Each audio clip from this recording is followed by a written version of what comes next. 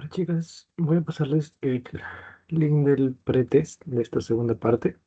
Y ahí les doy un par de minutitos para que lo vayan mirando mientras me comparten en pantalla.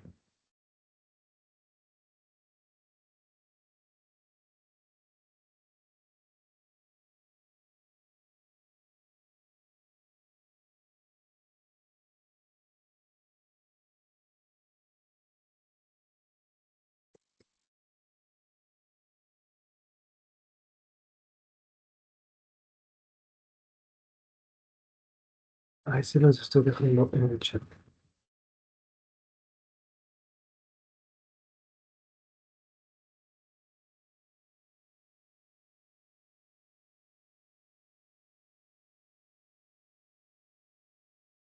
Voy a compartir en pantalla mientras vayan ahí llenándolos.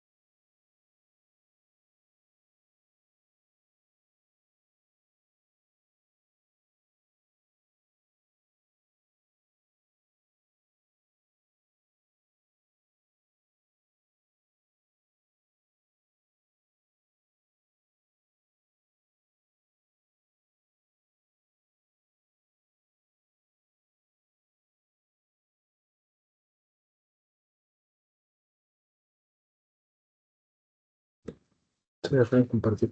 Pido perdón. A ver.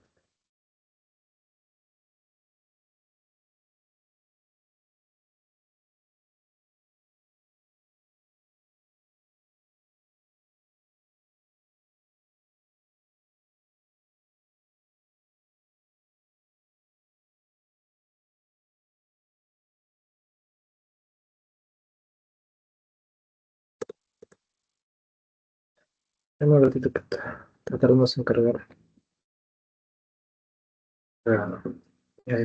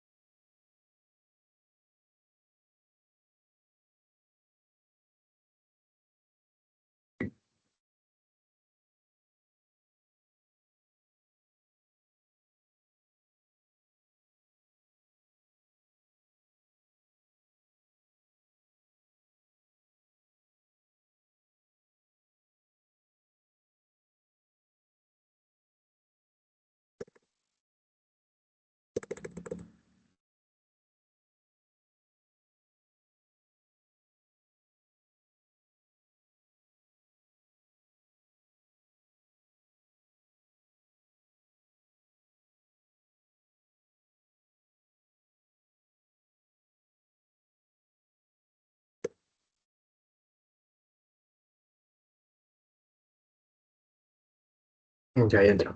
Ahí está.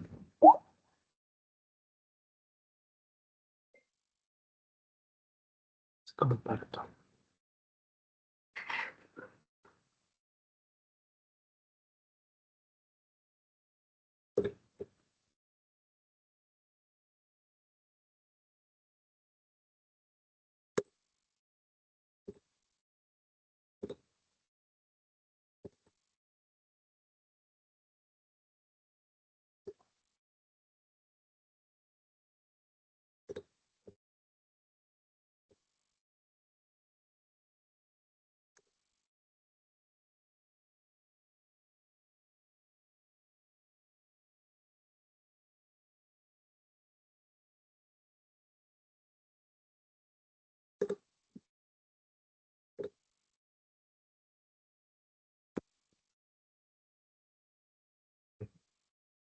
Creo que ya se ve la pantalla.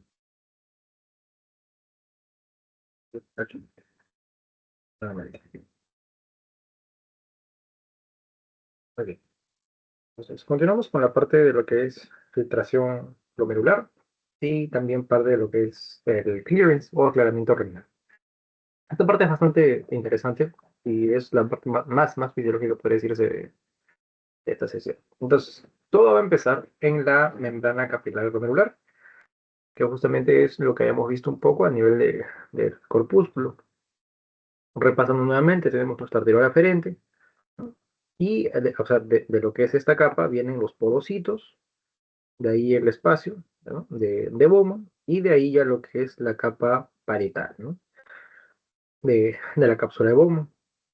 Entonces, esta parte entre, entre el capilar y los podocitos, toda esta sección de aquí es la membrana capilar glomerular, porque es justamente el capilar y el glomérulo como tal. Y se divide de esta manera, ¿no? Considerando al endotelio, obviamente, de las, vamos a poner así, arteriolas, porque por aquí es que llega toda la sangre, tiene endotelio, membrana basal y el epitelio que van a ser ya los podocitos. Entonces, así vamos a ir viéndolo desde, vamos a poner así, ¿no? Arteria hasta cápsula de Bowman, ¿no? Así es al lado.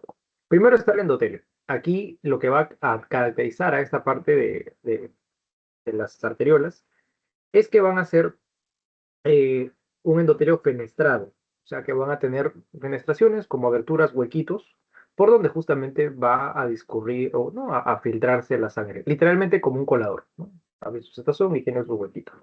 Otro dato importante es la carga negativa que van a tener las proteínas plasmáticas. Ojo, carga negativa perdón, que impide el paso de las proteínas plasmáticas.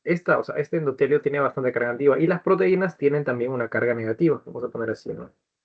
Proteínas tienen carga negativa. Esto también les sirve para cuando vean la parte de equilibrio ácido-base y de paz. Entonces, si el endotelio es negativo y las proteínas tienen carga negativa, ¿qué es lo que va a suceder? Van a repelerse. Tienen esa naturaleza. Menos con menos se elimina. Luego viene la membrana basal. Esta membrana basal va a tener una red de colágeno. Va a tener colágeno y proteoglucanos. Justamente estas dos estructuras también van a tener cargas negativas, lo cual va a reforzar ese sistema de repulsión entre las proteínas plasmáticas y esta parte. Ojo con esta palabra, ojo, proteínas plasmáticas. Estas son bien importantes. Ya ahí quizás en cardio lo hayan visto un poquito, igual aquí lo vamos a repasar. Y creo que antes, no me acuerdo en qué tema por ahí lo habíamos mencionado. Pero por ahora, recuerden, ya en hígado habíamos mencionado proteínas plasmáticas, ya me acuerdo, en la parte de gastro. Pero ya, ok, lo dejamos ahí como dato importante, pero todavía no lo tocamos. Otra cosa interesante de la membrana basal es que esta va a tener una estructura bien curiosa, va a tener láminas raras y una lámina densa central. Entonces, va a tener una rara externa, una rara interna y aquí la lámina densa central. Entonces, más o menos es así. Y nuevamente, toda esta estructura también va a tener carga negativa. Entonces, con mayor razón, repelemos a las proteínas plasmáticas. Por último, van a estar los povocitos, ¿no? Que van a ser como unas células más o menos así. Acá está su nombre. Entonces, El pocito es como una especie de, no lo sé, como pulpo más o menos que tiene sus tentaculitos y estas partes de aquí van a ser los famosos pedicelos, así como pedicelos de pies, más o menos sus piecitos van a hacer eso. Y esto pues van a ser los epiteles que recubren la superficie externa, ¿no? del glomérulo. Estas prolongaciones, también llamados pedicelos, rodean y van a tener espacios entre ellos, ¿no? Y es por aquí donde va a terminar de filtrarse todo el contenido como parte de este proceso. Estas secciones de acá son los famosos poros de hendidura, por si acaso. Y es así como pues se da todo el proceso de filtrado a nivel de esta membrana capilar glomerular. Otro dato importante, y el por qué es que las proteínas plasmáticas no deben filtrarse, es porque cuando estas se pasan, van a generar la famosa proteinuria, ¿no? Proteinuria. Proteínas que se excretan por la urea, o sea, por la orina. O bueno, hace referencia a ello, ¿no? No al compuesto químico de la urea, sino al proceso de orina. Así que, y eso es una alteración que van a ver en varias enfermedades por ahí bastante características, ¿no? Pero eso es patológico. Lo normal es que eso no debe pasar. Las proteínas no deben pasar por aquí, las proteínas plasmáticas. Deben mantenerse dentro del capilar, ¿no? Y bueno, de la sangre y demás. Así que pasamos a la siguiente parte, que es los determinantes de la filtración glomerular, ¿no? Porque recordemos, aquí está nuestro colador, vamos a poner así, ahí todos sus huequitos, y ahí pasa toda la sangre, se forma el sistema tubular. ¿Para qué sirven las proteínas plasmáticas y por qué es que no deben atravesar? ¿Han escuchado antes de este término, proteínas plasmáticas? ¿Para qué sirven? Hablando de este tema, ¿no? De la filtración y demás.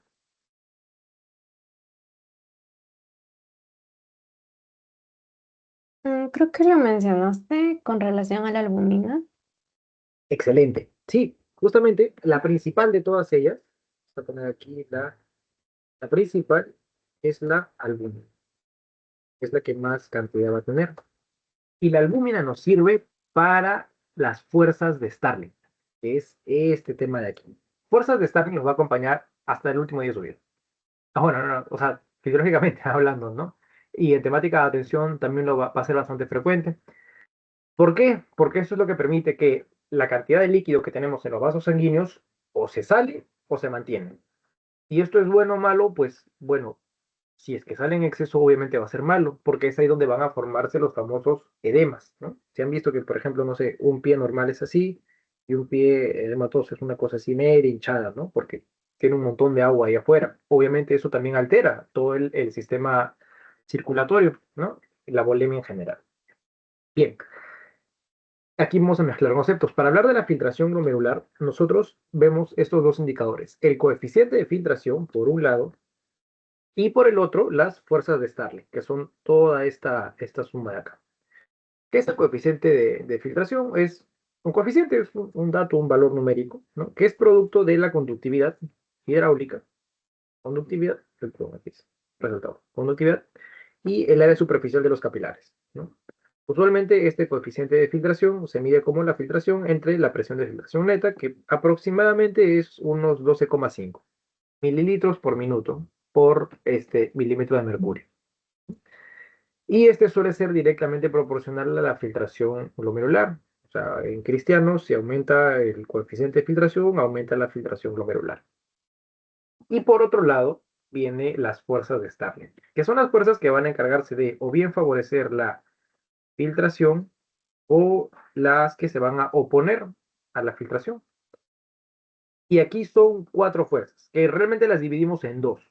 Solo son dos fuerzas, solo que van a estar de un lado y del otro lado. ¿Cuáles son los dos lados que vamos a tener aquí?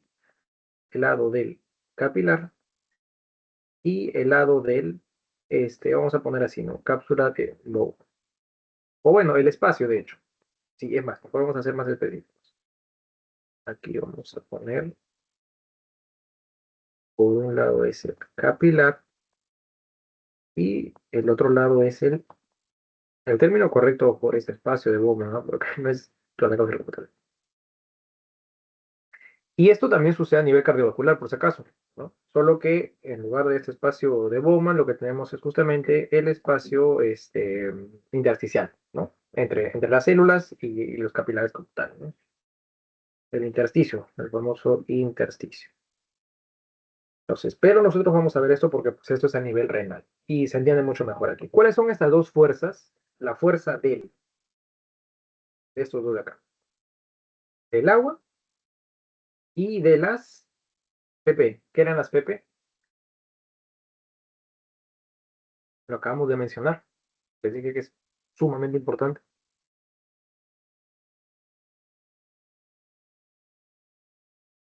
La albúmina, Hablamos por de, ejemplo. ajá, las proteínas plasmáticas. Efectivamente.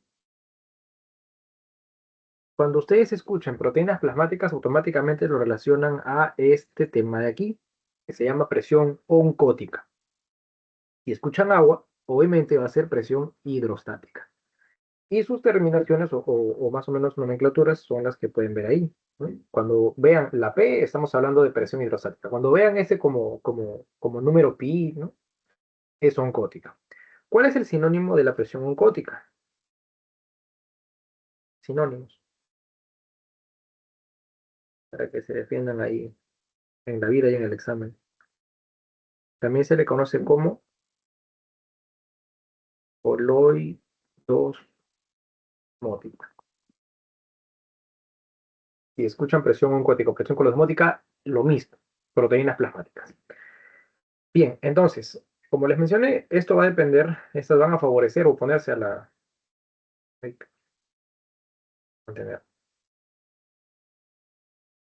a la filtración dependiendo de dónde se encuentren. Aquí pueden ver, por ejemplo, la parte rojita obviamente es el capilar. Entonces, por naturaleza, el agua lo que va a tratar es de atravesar esta barrera, esta membrana capilar granular. Entonces, la presión hidrostática va a ir a favor de la filtración. A lo mejor le cambiamos de color. Vamos a ponerle. Sí. No, no, no me hace ese color. Ahí está.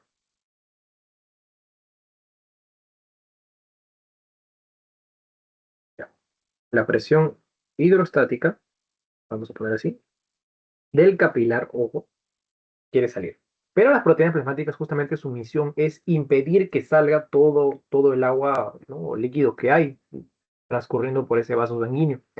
Entonces, la presión oncótica o coloidosmótica se encarga de conservar el agua en el espacio en el que esté. Yo lo denomino como que las proteínas son bien celosas, no les gusta que el agua se vaya a otro lado, entonces siempre tratan de retenerlo y retenerla. Entonces, esa es la presión oncótica, vamos a poner así, obviamente del capilar.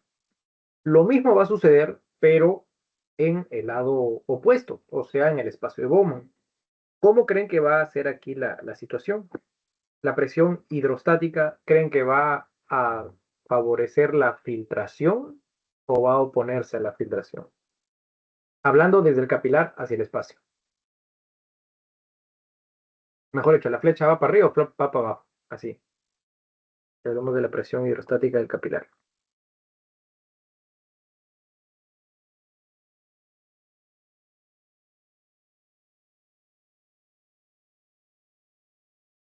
Esta va a, obviamente, oponerse porque siempre el agua va a tratar de ir al compartimiento contrario.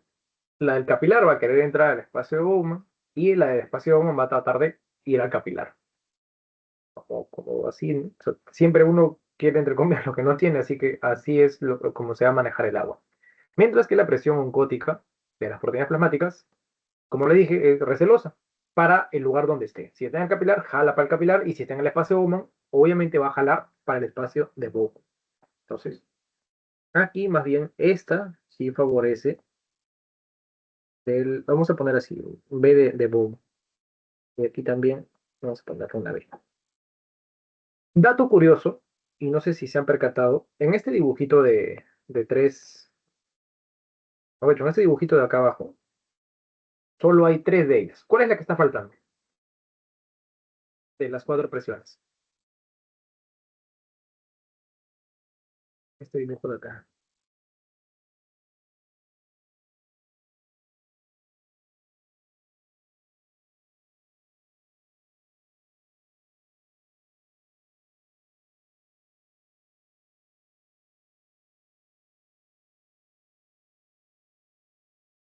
No sé si se llega a leer. Ahí. Tenemos, miren, presión hidrostática. ¿Sí? Sí está check. Presión colodosmótica aquí, check. Y aquí presión en la cápsula de Bowman. Esta, bueno, si no dice colodosmótica, esta de hecho es la presión hidrostática. La que falta es la de acá. La presión oncótica en el espacio de Bowman no hay. O bueno, hay, pero es ínfima, así que casi imperceptible. Y es que justamente las proteínas no se filtran. Entonces, al no haber ese filtrado, no hay proteínas en ese espacio y por tanto no van a ejercer tanto esa presión. Entonces, los valores que siempre se consideran son estos de acá, ¿no? 60 menos 18 menos 32, ¿no? Entonces, porque 60 es la de aquí, 18 y aquí es 32 milímetros. Entonces, ¿cuánto sale eso? ¿Cuánto es 18 más 32? 10 y 30, 40 y 8 y 2, 10, 50. Entonces, la presión de filtración aproximadamente, ¿no?, es de 10 milímetros de mercurio, ¿no? Haciendo el balance entre lo que sale y lo que entra. Esto puede alterarse, por supuesto que puede alterarse, pero en condiciones normales o fisiológicas, eso es lo que se debe mantener ahí. ¿Está claro hasta ahí? Me dejan una reacción si es así, porque la siguiente parte sí depende bastante de que se hayan ubicado, ¿no? Al menos en las cuatro fuerzas y cómo funcionan.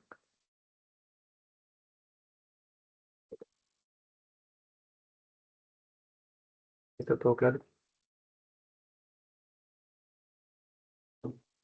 Sí, todo claro. Excelente. Bien. Ahora sí vamos a ver cada una de estas y cómo es que va a afectar a la filtración. Entonces, tenemos primero a la presión hidrostática del capilar glomerular, que es esta de acá.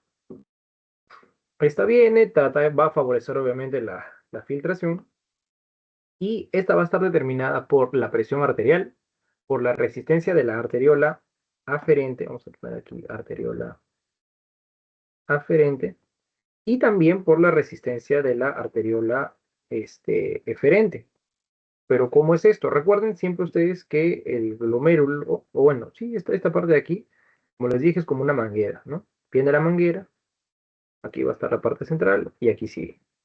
Si tú, por ejemplo, cierras aquí la manguera, entonces la cantidad de agua que va a haber aquí, o no cerrar, pero si reduces bastante el calibre, el diámetro de ingreso, o tratas de apretarla, mucho menos agua entra.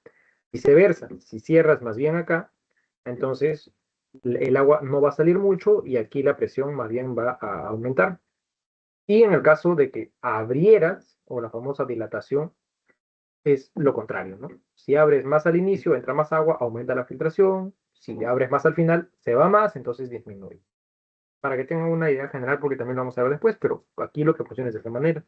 Entonces, por ejemplo, en el caso de cuando aumenta la resistencia de la arteriola aferente, es como si esto se cerrara, entonces disminuye la cantidad de sangre que va a entrar. Por ende, la presión hidrostática obviamente va a depender, o sea, depender de la cantidad de sangre que entra, o la cantidad de sangre en general, ¿no? Porque justamente dentro de la sangre tienes el componente de las células y el componente del plasma, que es lo que se filtra, la parte de la acuosa y demás. Entonces, cierras ahí, no entra suficiente, por ende la presión hidrostática cae y por ende la filtración glomerular también va a disminuir. Acuérdense de ello, ¿no? Si disminuye el flujo sanguíneo renal, no entra mucha sangre, la filtración disminuye. En resumen, si no irrigas bien el riñón, no vas a filtrar mucho. Por ende, también, ¿qué es lo que va a pasar si disminuye la filtración glomerular? Disminuye la excreción, ¿sí o no? O la orina. Ojo, porque cuando vayan a la parte de clínicas van a escuchar los términos como oliguria o anuria, que es que el paciente no está, ¿no?, excretando, no está orinando. ¿Se puede relacionar a la parte de flujo sanguíneo o las regulaciones a este nivel? Por supuesto que se puede relacionar. Entonces, para que vayan teniendo, ¿no?, asociando esos conceptos. Y en el caso del arteriol eferente es lo contrario, ¿no? Si más bien aquí incrementa la resistencia, entonces aquí entra una gran cantidad de agua y sale poquito, por ende aquí se va a concentrar Entonces, al haber más, aumenta también, ¿no?, la filtración glomerular. Y más o menos es así como se va a dar a cabo. Y aquí está un cuadrito resumen también, que ahí sacamos del gaito. Así que, si por ejemplo disminuye la presión arterial general, también va a disminuir obviamente la presión, ¿no?, hidrostática del capilar glomerular, ¿no? En el caso, por ejemplo, de la resistencia, ya hemos visto, ¿no?, la eferente y la aferente, cómo es que van a jugar ahí, ¿no? Y algunas de las ¿no?, sustancias que van a influir puede ser, por ejemplo, la angiotensina 2, ¿no? O también, o sea, cuando disminuyes esto, ¿no?, por algún fármaco, o también cuando hablamos de la actividad ahí, simpática. Más adelante lo vamos a ver un poquito más específicamente, pero para que tengan una idea. Ok, continuamos con las otras dos fuerzas, ¿no?, las que más bien estaban en contra, tanto esta como esta de acá. Esta era, ¿qué significaba el pi? Era, Oncótica. ¿y cuál es su sinónimo? O Ay, coloid. Que tiene un nombre medio raro. coloidosmótica. Acuérdense de coloide y de ósmosis. Coloido, osmótica. Y obviamente aquí ya va a ser para el toque, ¿no?, hidrostática, pero si ven B, es de la cápsula, perdón, del espacio de Bowman. Aquí también, ¿no? Aquí es del, sí, no, no, perdón, este es del capilar glomerular, porque este se encarga de receloso y retiene, imagínate. Bien, ¿qué es lo que sucede? En resumen, mientras más haya presión oncótica, entonces tú vas a tener tu capilar aquí, y aquí va a estar, ¿no?, el filtrado. Si obviamente el capilar va a retener aquí líquido, no va a permitir que se filtre, por ende, disminuye la tasa de filtración glomerular. Es, en resumen, cómo funciona este mecanismo. Y en el caso de la cápsula de Bowman es similar, ¿no? Porque como se va a oponer directamente a la presión hidrostática del capilar, entonces también, si esta presión aumenta, la tasa de filtración va a tender a disminuir, ¿no? Y aquí pueden ver más o menos, ¿no?, la relación entre el largo quizás del capilar glomerular y la presión coloidosmótica, ¿no? Relación normal cuando hay baja filtración y cuando hay un incremento de la filtración, de la fracción de filtración. De hecho, que ahorita vamos a ver también ese dato y sus valores. Así que, resumen,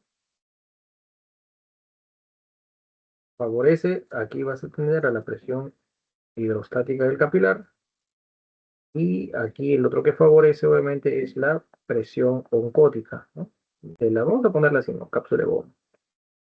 Y presiones que van a oponerse ahí es la presión oncótica de la cápsula Bowman, y aquí también la presión hidrostática, ¿no?, de perdón, aquí arriba del capilar.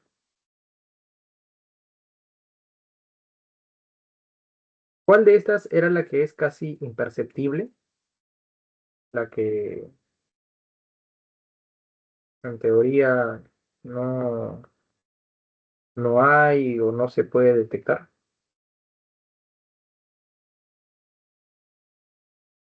¿Cuál de estas cuatro es la que... La Acá. oncótica de Bowman. Exacto, ¿no? Esta de acá no debe haber. Tú te juegas solo con las otras tres. Así que hasta ahí todo claro. Y en el caso pues de las arteriolas, igual recuerden, ¿no? Si cierras acá, entonces aquí disminuye, por ende la filtración disminuye. Viceversa, ¿no? Si cierras al final, es lo contrario. Siempre recuerden, acuérdense solo de un lado y por descarte van a saber cómo es el contrario. Y distinto, si digamos, abres más aquí, pues voy a tratar de hacerlo más grandecito. Si aquí abres más, entonces entra más, aumenta aquí, aumenta la filtración glomerular. Y viceversa, si está normal, y aquí es donde abres más, entonces es más la cantidad que sale, por ende aquí también disminuye la filtración glomerular, ¿no? Hablando de aferente y hablando aquí de eferente, para que tengan una más o menos idea, porque justo vamos a verlo también a continuación. Y hay sustancias que van a actuar más a nivel de aferente, más a nivel de eferente, y van a generar diversas cositas. Así que, y ya aquí vamos a ir enlazando un poquito lo que les dije. ¿Recuerdan hace un rato que qué pasaba cuando la mácula densa no detectaba correctamente sodio? La mácula densa veía, ¿no?, que había una disminución de sodio. ¿Qué era lo que hacía?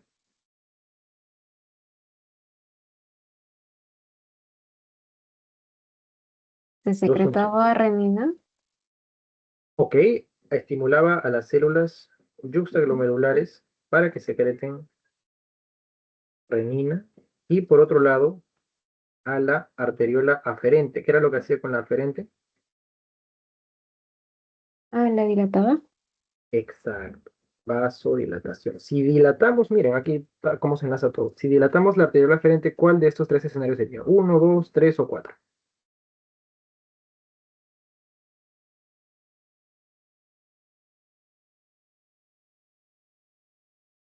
Ah, el 3. Efectivamente. Y el 3 que nos dice que incrementa la filtración glomerular. Si incrementa la filtración es porque hay más líquido entrando a los túbulos. Por ende, al haber más volumen, la mácula densa va a poder sensar mayor cantidad de sodio. Porque acuérdense, agua siempre va con sodio. Entonces, donde entra más cantidad de agua, va a haber más sodio. Y ahí la mácula densa va a decir, ah, ya, está bien la jarana, ¿no? Todo chévere. Entonces, y aquí hay dos mecanismos, o sea, bueno, principalmente se combina esto de acá, que está abriéndose más la arteria referente, y además, como vimos hace un ratito por aquí, la presión arterial también va a influir en el filtrado. Si hay más presión, ahí va a haber más filtrado porque es más cantidad de sangre entrando. Entonces, más o menos así como se ensamblan estos mecanismos, ¿no? Y se explica la parte fisiológica. Bien, creo que hasta ahí está todo claro. Así que continuamos. Pasamos a hablar de flujo sanguíneo renal.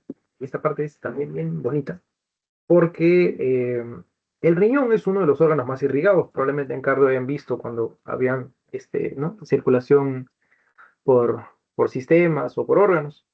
Entonces, aquí lo que tenemos es que el flujo sanguíneo renal va a ser un 22% del gasto cardíaco. ¿Cuánto es el gasto cardíaco normal? Más o menos, 5 litros. así. Bueno, yo lo conozco como 4,99, ¿no?, que es un aproximado justamente de 5 litros, ¿no? Porque recuerden, esto viene de su volumen sistólico por la frecuencia cardíaca que en promedio es 70-70, aprox. Pero sí, referencia 5 litros. Entonces, de los 5 litros, 22% es casi 25, es casi un cuarto de toda la sangre que bota el corazón va al riñón. Y por eso el riñón es el órgano más irrigado por metro cuadrado, o por metro cúbico. No me acuerdo bien, pero por superficie, mejor dicho, es el que más irriga. Porque el riñón es una cosa chiquita. Imagínate que de todo el cuerpo a una cosa chiquita, un cuarto de la circulación de la sangre va a irrigarlo. Alucinante. Y recuerdan que les dije, o les pregunté, o sea, cuál era la zona del riñón que más irrigación podía recibir. Ah, sí, la corteza, ¿no? Efectivamente. ¿Cuánto creen que es la cantidad de sangre? O sea, si le doy 100%, ¿cuánto crees que es lo que recibe la corteza?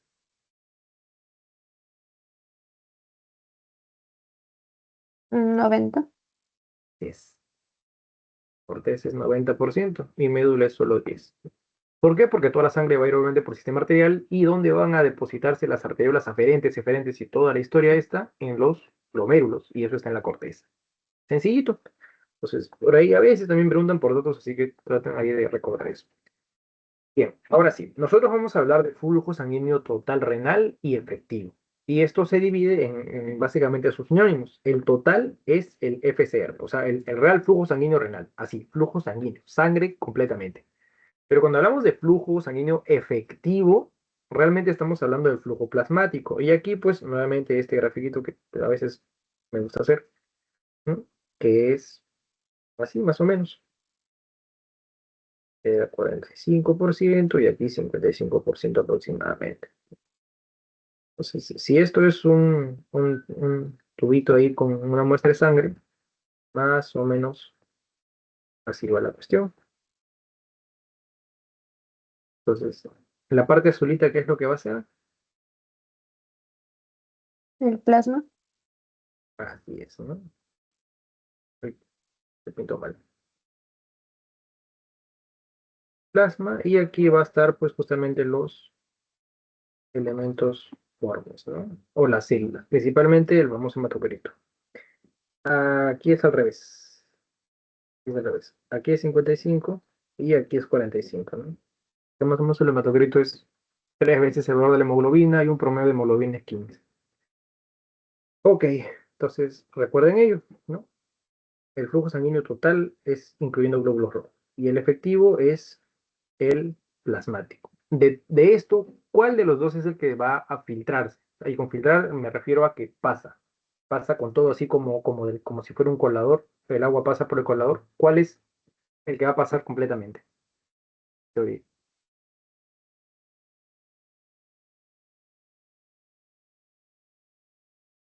¿A El cuál le damos sanguíneo. cerca? Al sanguíneo efectivo, o sea, al plasmático. ¿Por qué el flujo sanguíneo total o flujo sanguíneo propiamente dicho no es que pasa completamente? Hay una estructura que no debería pasar, o de hecho varias que están incluidas ahí. Son justamente los glóbulos rojos, los glóbulos blancos también, por ende. En general, los elementos formes. Así que eso no debe pasar. Si se filtran glóbulos rojos, ustedes, o bueno, su paciente, va a tener hematuria, o sea, sangre por orina, porque estos se están filtrando, van a darle esa pigmentación roja y demás. ¿Esto es normal? No es normal. Eso es fisiopatológico. Así que lo que debe filtrarse es simplemente el agüita, el plasma. Como obviamente ahí dentro del plasma van a estar flotando pues, glucosas, sodio, potasio, proteínas no, proteínas no. Lo que sí puede filtrarse, ¿cuál es la unidad mínima de la proteína? Si una proteína la dibujamos así, cada una de estas bolitas, ¿qué vendría a ser?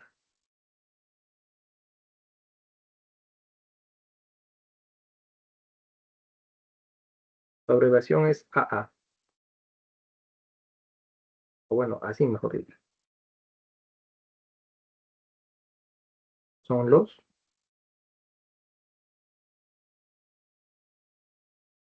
amino. Aminoácidos. Aminoácidos. Así es.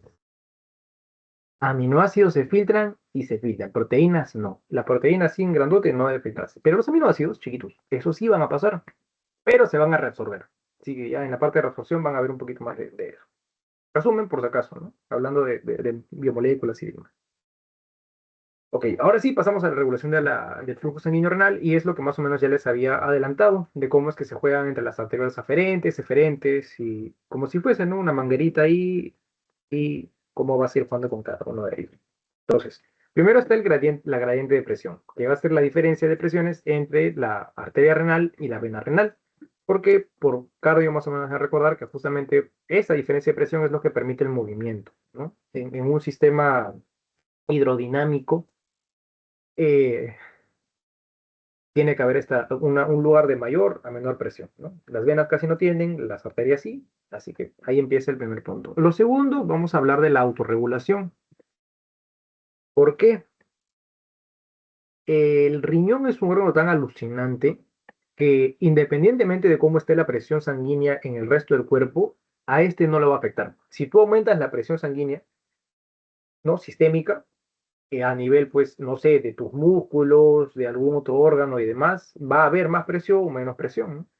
Pero en el riñón no tanto así. El riñón tiene como que un sistema para protegerse de los desbalances que hayan ahí. Y miren, es así como se da. El flujo sanguíneo, ¿no? Puede ir, ¿no? Desde cero hasta, pues casi, no sé, 180 por decir, ¿no? Y en un rango entre 80 y 180 casi es los, lo que te va a tolerar el riñón. Lo normal y de estas presiones es que esté más o menos, ¿no? Por aquí a la mitad. Pero si la presión sube demasiado o por el contrario, ¿no? Disminuye demasiado, el riñón va a autorregularse para que la poca cantidad de sangre o la mucha cantidad de sangre que entra al final termine irrigando proporcionalmente a lo que debería ser. Y que es alucinante cómo el riñoncito ahí trata de Y ya. Ahora, hablando ya justamente de esto, para que se dé esta autorregulación van a haber dos mecanismos. Uno es la hipótesis miogénica y el otro va a ser el feedback túbulo-glomerular. El feedback túbulo-glomerular ya lo hemos visto. ¿Cuál creen que es? El túbulo glomérulo. ¿A nivel de qué túbulo hay una estructura que sense el sodio? Muy importante. Túbulo distal. Así es, ¿no? Justamente el túbulo distal van a tener a la mácula densa. Y por la parte glomerular va a estar justamente las células yuxtaglomerulares, ¿no? Que liberaban renina. Por eso se llama feedback túbulo glomerular. El túbulo sensa, avisa, sube la presión. En cambio, la hipótesis miogénica es, yo le digo la hipótesis del resorte, porque miogénico mío viene siempre de músculo, cuando escuchan esa terminación viene de ahí. Entonces aquí estamos hablando del músculo liso que va a estar en las arteriolas, aferente principalmente. Así que, si por ejemplo la arteriola sensa que hay un incremento, pues obviamente va a distenderse hasta que llegue un punto en el cual dice, oye, esto ya es demasiado. ¿Qué hace el resorte cuando está ya muy, muy apretado, digamos? Se regresa. Pues es así como se va a dar este mecanismo. Otra parte que tenemos aquí es la resistencia vascular total, que va a ser la suma de estas resistencias, tanto de las arteriolas intralobulares, aferente, etc. También hay factores nerviosos, ¿no? Como la inervación simpática, y factores tumorales, que es justamente las sustancias, catecolaminas, angiotensina 2, vasopresina. ¿Cómo es que funcionan ellas? Aquí está más o menos un resumen.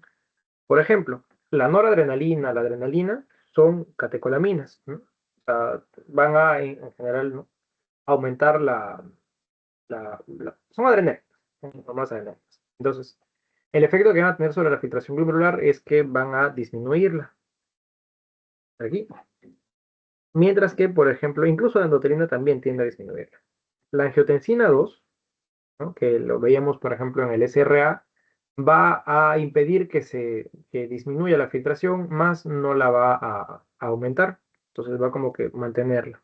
Mientras que el óxido nítrico, óxido nítrico o las prostaglandinas, sí van a aumentar la filtración glomerular. ¿Y cómo es que funcionan estos mecanismos? Básicamente por la influencia que van a tener a nivel de estas arteriolas, ¿sí? Por ejemplo, el óxido nítrico y las prostaglandinas van a incrementar la vasodilatación. Son vasodilatadores, ¿no? Estos son vasodilatadores. Estos más bien son vasoconstrictores, ¿no? Entonces, tanto óxido nítrico como prostaglandinas van a dilatar la arteriola que va a favorecer el incremento y esta es, por ejemplo, la aferente. Acá está. Si hay más dilatación en la frente, entra más flujo. Viceversa, la noradrenalina y adrenalina más bien van a contraer ese inicio, entonces pues van a impedir que entre suficiente y disminuye el flujo, este, la filtración glomerular. Entonces, más o menos es así como se explican esos mecanismos. Y ya para más o menos ir terminando, porque si mal no recuerdo por aquí, es que ya estamos en casi las últimas diapos. Tenemos la autorregulación del flujo sanguíneo. Aquí estaban estas dos teorías, ¿no? La tubuloglomerular y la miogénica. La miogénica es que el músculo lisovascular se contrae, ¿no? Cuando hay un incremento de la presión.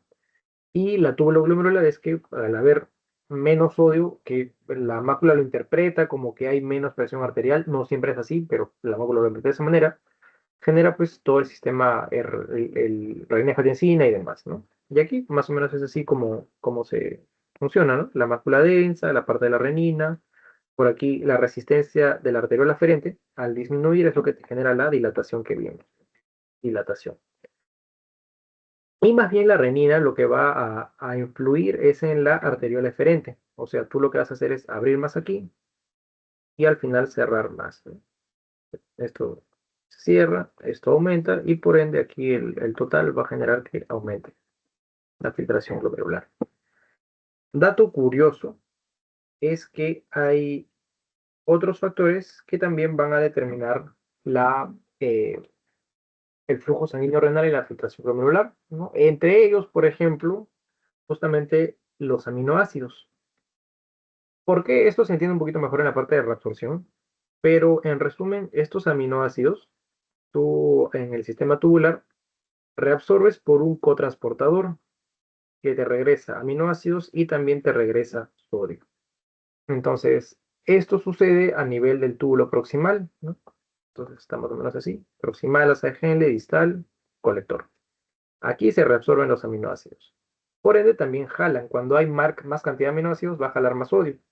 Entonces, si a nivel proximal se consume todo el sodio, a nivel distal ya no llega mucho. Así que la mácula lo sensa como que hay disminución y activa pues todo el sistema que hemos visto, ¿no?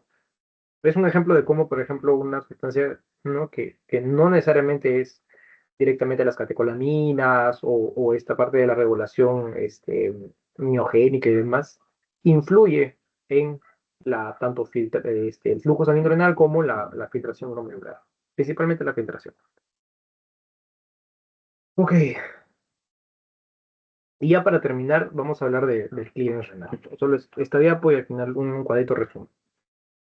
¿Qué es el aclaramiento o clearance renal?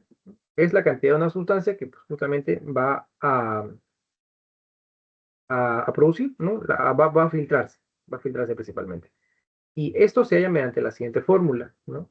Esto de C es de clearance, y tú lo que vas a multiplicar es la concentración urinaria de la sustancia por el flujo urinario entre la concentración plasmática.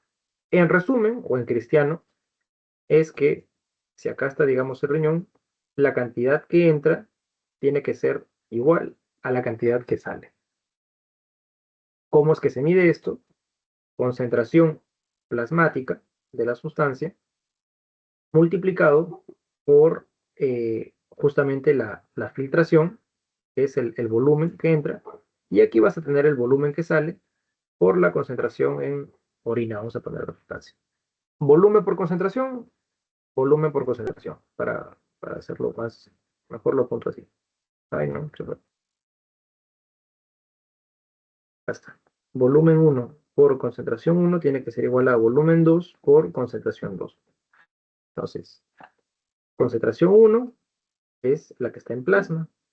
Este volumen 2 es el volumen urinario y la concentración 2 es la concentración obviamente que está en orina. Y este volumen 1, este va a ser nuestro clearance o aclaramiento, ¿no? Y ese es el filtrado glomerular. Justamente es así como se va a hallar. Entonces, por ejemplo, sustancias que se usan para poder determinar esto son la inulina o el pH, que es el ácido paraminifúrico. Pero la inulina es una referencia de más o menos cómo es que se maneja ello, ¿no? No sé si en la parte de medio interno les hablan justamente de indicadores, ¿no? Hay unas sustancias que sirven para ello. La inulina es excelente para poder medir esto. El único problema es que es una sustancia exógena. Entonces, hay que inyectarla, hay que estar midiendo por aquí y por allá y es un poco complicado. En reemplazo de la inulina, lo que el cuerpo produce naturalmente y cumple este mismo ciclo, ¿qué sustancia crees que es? Es una que empieza con C, que la usamos para ver si es que hay o no daño renal. CR, Creatinina. así es. La creatinina, voy a poner así, es similar a la inulina. La inulina sí te da casi pues, el 100% de cómo está la filtración. La creatinina no es es como que un 90% por decir, es un aprox, ¿no? Pero hay fórmulas que justamente corrigen esta diferencia y al final te indican cómo es que se está dando la filtración. Y eso lo van a ver cuando veas fisiopatología renal o nefrología, entre otros, ¿no? Para ver las insuficiencias renales. Y aquí se explica cómo es que se da todo este proceso. Entonces, por ejemplo, aquí tú multiplicas, ¿no? La, la concentración de inulina, ¿no? Plasmática, 1, y vamos a medir cuánto es la filtración. La filtración no sabemos, es nuestra X, pero sabemos que aquí tenemos nuestra,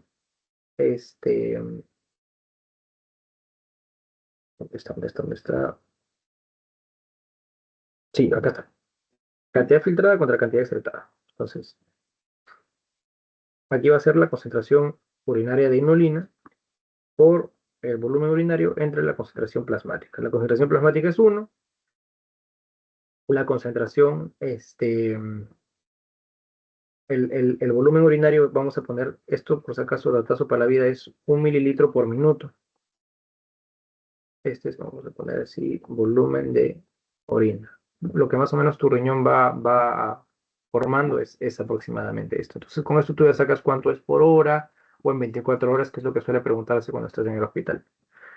Y la concentración de inulina en orina, digamos que 125. Por ende, multiplicas todo eso y la filtración glomerular te sale 125 mililitros por minuto.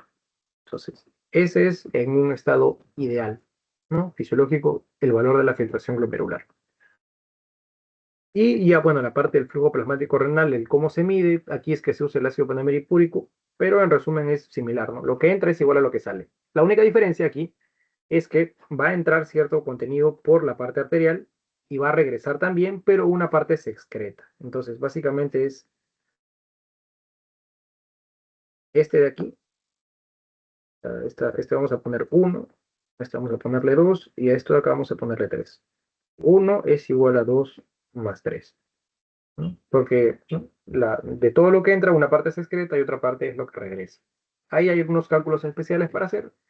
Y en resumen, lo que nos va a dar esto es que el flujo plasmático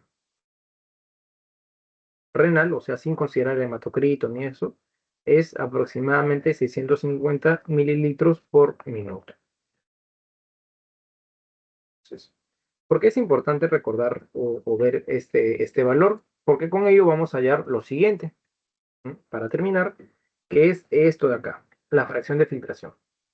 Y aquí sí se entiende un poquito mejor el dibujito que al inicio habíamos visto. El flujo plasmático renal, o sea, todo el líquido que entra va a filtrarse y, bueno, de todo el líquido que pasa, mejor dicho, por la arteriola aferente, una parte es la que se filtra. Esa parte es esto de acá. Entonces, esta relación entre lo que se ha filtrado versus el total que ingresó es una fracción. Y esa es la fracción de filtración. Entonces, ahí simplemente es esto, dividir tu 125 entre 650 y eso te da aproximadamente 0,2. O sea, que el valor aproximado de la fracción de filtración normal es de 20%. Ese es un datazo importante, ¿no? Y bueno, ¿qué otro para calcularle el flujo sanguíneo renal? También puedes hallarlo con el flujo plasmático, ¿no? Entonces, básicamente es esto, ¿no? Flujo sanguíneo es igual a flujo plasmático entre 1 menos el hematocrito. Que si es que lo multiplicas, básicamente es flujo sanguíneo renal menos el hematocrito. Entonces, eso es el flujo plasmático renal. Solo que aquí se saca, se factoriza y todo ello. Pero en resumen es eso, ¿no? Y flujo sanguíneo renal es 22% del total, ¿no? Del gasto cardíaco, o sea, 1100 mililitros aproximadamente. Mililitros por minuto. Y ya aquí están los valores de, por ejemplo, cómo sea la excreción, la reabsorción y la secreción. La excreción simplemente es volumen urinario por la concentración de la sustancia. La reabsorción es lo que se ha filtrado menos lo que se ha excretado. Así acá está nuestro sistemita, ¿no? Lo que se filtra, lo que se reabsorbe, lo que se secreta y lo que se excreta, ¿no? Lo que sale. Y la secreción es justamente esto menos la carga filtrada, ¿no? En un idóneo de que no haya reabsorción. Bien, ya para terminar estas preguntitas, vamos a hacerlo rápido. Así que, ya, perdón, hasta aquí está todo claro, por si acaso.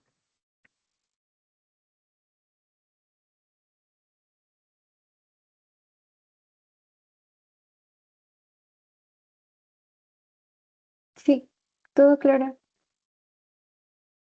Primera pregunta, fracción de filtración. ¿Cuál es el enunciado correcto?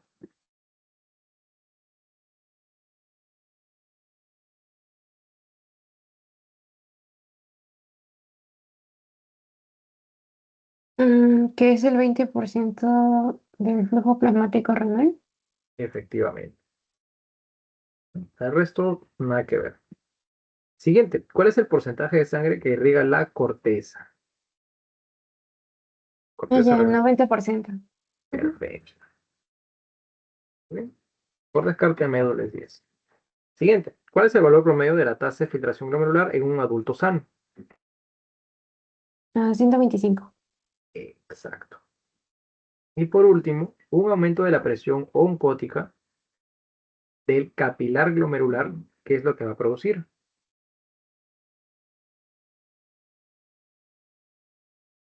El capilar, este es el espacio de Bowman, presión oncótica. ¿Cuál es la presión oncótica?